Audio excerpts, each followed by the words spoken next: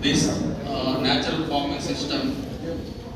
At that time, it is very meager. Now it is very used in nature.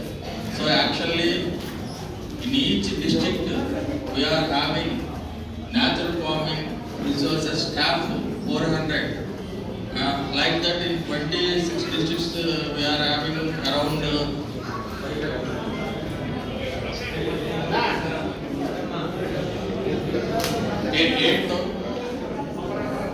8,000 human resources available for doing this natural farming.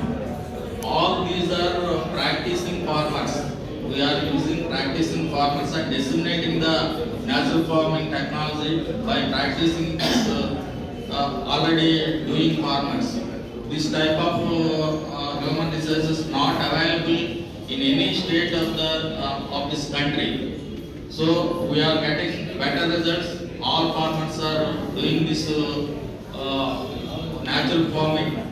Health concepts also, it is very better. You can see the practically different feeds, different types of models, A grade model and B grade model. All types of models are we are using. So please see and interact with farmers. We are also arranging interaction with farmers and disseminate this natural farming systems to all in your countries, which will result better health and quality life. Thank you very much.